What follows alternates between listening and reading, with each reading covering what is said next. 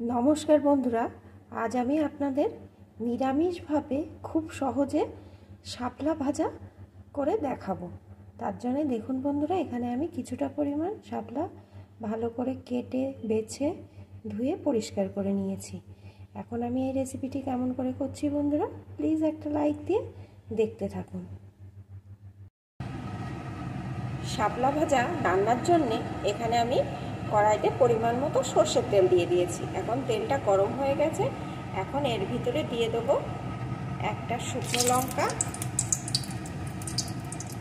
একটু সর্ষে, দুটো কাঁচা লঙ্কা। এখন সমস্ত কিছুকে একটু ভেজে নেব। আমি যেহেতু নিরামিষভাবে করছি তাই এখানে কোনো পেঁয়াজ রসুন ব্যবহার করব না। আর বন্ধুরা, এই কাঁচা লঙ্কা, শুকনো লঙ্কা আর সর্ষে একসাথে কিন্তু ভাজা হলে একটা দারুণ সুন্দর গন্ধ বেরিয়ে আসবে। এই রান্নাটা কিন্তু খুবই সোজা আর খেতে কিন্তু দুর্দান্ত হয়। এখন এগুলো ভাজা হয়ে গেছে, এগুলো দিয়ে সুন্দর একটা গন্ধ বেরিয়ে আসছে। এখন আমি কেটে রাখা শাপলাটা দিয়ে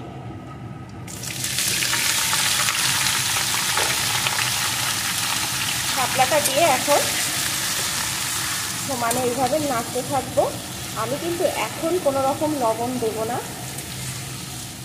কারণ এই শাপলা একদম কমে অল্প হয়ে যায়। এখন যদি লবণ দিই তাহলে পরিমাপটা বুঝতে পারবো না আর লবণটা বেশি হয়ে যেতে পারে। এখন এইভাবে সমানে নেড়ে ভালো করে কিছুক্ষণ রান্না করে নেবো। আর এই রান্নাটা করবো কিন্তু বন্ধুরা আঁচটা কিন্তু একদম হাইতে রেখে, কারণ শাপলা দিয়ে প্রচুর পরিমাণে জল বেরিয়ে আসে। যদি লোটো দিয়ে রান্না করি তাহলে কিন্তু এই জলটা আর শুকাবে না, আর শাপলাগুলো একদম ঘেটে যাবে। এইভাবে আঁচটা হাইতে দিয়ে সমানে এইভাবে নেড়ে নেড়ে কিছুক্ষণ রান্না করে নেবে। দেখুন বন্ধুরা, শাপলাটা কিন্তু রান্না করতে করতে কতখানি কমে গেছে। এখন আমি এর ভিতরে দিয়ে দেবো পরিমাণ মতো লবণ আর হলুদের গুঁড়ো। লবণ, হলুদের গুঁড়ো।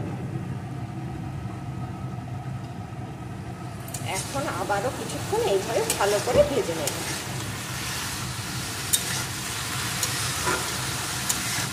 দেখুন বন্ধুরা কতটা জল বেরিয়েছে। যতক্ষণ না এই জলটা শুকিয়ে যাবে ততক্ষণ পর্যন্ত আমি এইভাবে নেড়ে নেড়ে ভাজতে থাকবো। বেশ কিছুক্ষণ ধরে আমি ভেজে নিয়েছি। এখন কিন্তু আমার শাপলা ভাজাটা রেডি হয়ে গেছে। বন্ধুরা, শাপলার এই রেসিপিটা কিন্তু খুবই হেলদি আর টেস্টি। শাপলা যেহেতু নিজে থেকেই জন্মায়, তাই এই চাষে কোনো রকম কীটনাশক ব্যবহার হয় না, তাই এটা কিন্তু খুবই হেলদি সবজি। আর আমি এখানে কোনো রকম মশলা ছাড়াই যেহেতু রান্নাটা করলাম, তাই এই রেসিপিটিও খুব হেলদি আর এটা কিন্তু খুবই টেস্টিও হয়। গরম ভাতের সাথে কিন্তু দুর্দান্ত লাগে। আপনারা যারা এইভাবে খান তারা তো জানেনই, আর যারা এখনও এইভাবে একবারও রান্না করে খাননি তারা অবশ্যই এইভাবে রান্না করে একবার খেয়ে দেখবেন আর আমাকে কমেন্ট করে জানাবেন। এখন এটা আমার রেডি, নামিয়ে নেব।